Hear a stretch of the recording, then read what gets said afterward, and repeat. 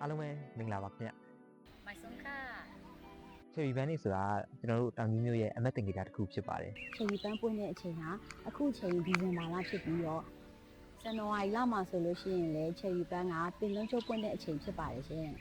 ချယ်ရီပန်းတွေကအရင်အေးများတဲ့ဆောင်းရာသီမှာပဲပွင့်တတ်ကြပါတယ် မြန်မာပြည်မှာဆိုရင်ချယ်ရီပန်းပင်ကနေရာတိုင်းမှာမရှင်တတ်နိုင်ပါဘူးရှမ်းပြည်နယ်လိုနေရာမျိုးနဲ့အရန်အေးတဲ့တောင်ပေါ်ဒေသတွေမိုးကုတ်ပြင်ဦးလွင်စားတဲ့နေရာမျိုးမှာသာချယ်ရီပင်ကိုတွေ့မြင်ရတာဖြစ်ပါတယ်မြန်မာနိုင်ငံမှာအင်္ဂလိပ်လူမျိုးအစိုးရအခါတုန်းကသူတို့ရုံးဆိုင်ခဲ့တဲ့နေရာတွေမှာဒီချယ်ရီပင်ကိုတည်ဆောင်စိုက်ပျိုးခဲ့တဲ့အတွက်ကြောင့်လားအခုလိုအချိန်မှာကျမတို့ဟာဒီချယ်ရီပင်ကိုမြင်ခွင့်ရတာဖြစ်ပါတယ် ချယ်ရီပင်တွေကဒီတစ်နေ့မှတစ်ခါပဲပွင့်တယ်ပြီးရင်သူကဒီအပင်ပေါ်မှာပဲအရန်လှတာဖြစ်ပါတယ်နောက်တစ်ခုကကျွတ်ဆက်တဲ့အပင်မျိုးဖြစ်တယ်ပေါ့နော် ပွင့်တဲ့အချိန်မှာလည်းအပင်ပေါ်မှာတစ်ပတ်10ရက်လောက်တော့ကျမတို့ကမြင်တွေ့ခွင့်ရပါတယ်ဒါပေမဲ့အပွင့်တွေကိုခူးလိုက်မယ်ဆိုလို့ရှိရင်တော့သူ့ရဲ့မိခင်တစ်ပင်ကြီးနဲ့ဝေးကွာသွားတဲ့အခါထားပြီးတော့အနာရီတောင်မှမခံမဲနဲ့မိနစ်ပိုင်းအတွင်းမှာလည်းညှိုးနှွမ်းတတ်ပါတယ် တကယ်လို့များအဲ့ဒီအပင်ကိုတွားပြီးတော့ခူးလိုက်မယ်အဲ့ဒီခုတ်လိုက်မယ်ဒါမှမဟုတ်လည်းဒီအကိုင်းလေးကိုတွားပြီးတော့ဖဲ့လိုက်မယ်ဆိုရင်သူတို့ရဲ့အလှတရားကဒီ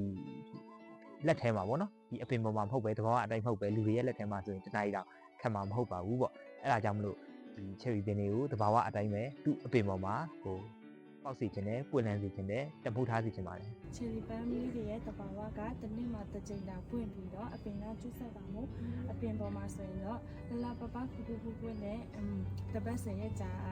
ပေါ့နော်ဖူးပွင့်ပါတယ်တကယ်လို့ဖူးလို့ရှိရင်တနိုင်တာခံတနိုင်လောက်ပဲခံပြီးညှိုးနှွမ်းသွားမှာဖြစ်တဲ့အတွက်ချယ်ရီပင်များကိုမခူးချင်းဖြင့်တဘာဝအလားတရားကိုဝိုင်းဝန်းထိန်းသိမ်းကြပါစို့ ကမ္ဘာပေါ်မှာရှိတဲ့နိုင်ငံတွေထဲမှာဆိုလို့ရှိရင်ဂျပန်နိုင်ငံရဲ့ချယ်ရီပန်းကြီးပွဲတော်ဆာကူရာပွဲတော်ဟာဒီတိများထင်ရှားလာပါတယ် အဲ့ဒီချယ်ရီပန်းပွဲတော်ကိုကျင်းပပြုလုပ်တဲ့အခါမှာဆိုရင်သူတို့ရဲ့သတ်မှတ်ထားတဲ့နေရာဖြစ်တဲ့လမ်းလေးတွေကနေပြီးတော့ပဲချယ်ရီကိုကြည့်ချင်တဲ့ပရိသတ်တွေကကြည့်ရပါတယ်အဲ့လိုကြည့်နေတဲ့အချိန်မှာချယ်ရီပန်းရဲ့အပွင့်တွေကိုချိုးတာဂိုင်းတွေကိုချိုးတာအဲ့ဒီပြေကိုချယ်ရီပန်းကိုလှုပ်ခါတာတွေကိုလုံးဝမလုပ်ရပါဘူး ချယ်ရီပင်ရဲ့အမြင့်ကိုယ်တော်မှလင်းခွင့်မရှိတဲ့အထီပေါ့နော်သူကစီကန်းကိုတိတိကျကျထုတ်ထားပြီးတော့မှချယ်ရီပင်တွေကိုထိန်းသိမ်းထားတာဖြစ်ပါတယ်ရှင် ဒီလိုစီကန်းတွေကိုအတူယူပြီးတော့ချယ်ရီပွင့်တဲ့တောင်ကြီးဒေသအပါအဝင်တခြားသောချယ်ရီပွင့်တဲ့ဒေသတွေမှာလည်း အားလုံးကိုပေါ့ဗာလဲဆိုတော့ကျွန်တော်တို့ချယ်ရီပန်းတွေကိုမခုဖို့မခုတ်ဖို့သူ့တဘာဝအတိုင်းရှင်းသင်ဖို့အတွက်ကျွန်တော်တို့မေတ္တာရက်ခံခြင်းနဲ့နောက်တစ်ခုကဒီချယ်ရီပန်းတွေကကျွန်တော်ပြောခဲ့တဲ့အတိုင်းပဲတဘာဝအတိုင်းပွင့်တာပွင့်စေတာပိုကောင်းပါတယ်ပေါ့ အခုချိန်ဟာဆိုရင်အရန်အေးတဲ့အချိန်ကိုရောက်ရှိနေပြီဖြစ်တဲ့အတွက်တောင်ကြီးမြို့အပါအဝင်တောင်ပေါ်ဒေသတွေမှာရှိတဲ့ချယ်ရီပင်တွေအားလုံးဟာလည်းဝေဝေဆာဆာဖူးပွင့်နေတဲ့အချိန်ကိုရောက်ရှိနေပြီဖြစ်ပါတယ်အပင်ပေါ်မှာသာမျက်နှာအပ်တဲ့ချယ်ရီပင်များကို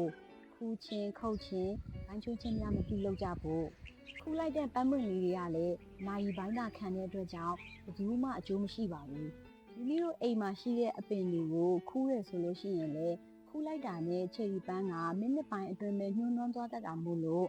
့ချယ်ရီပန်းလေးတွေကိုအပင်ပေါ်မှာပဲလှပခွင့်ပေးသင့်ပါတယ် အဆုံးသတ်ရမယ်ဆိုရင်တော့ပန်းခူးချင်းထက်ပန်းခူးချင်းကပိုလာပါတယ်အဲ့ဒါကြောင့်မလို့ကျွန်တော်တို့ဒီတဘာဝအတိုင်းပေါက်နေတဲ့ချယ်ရီပင်တွေကိုအားလုံးအတူတူ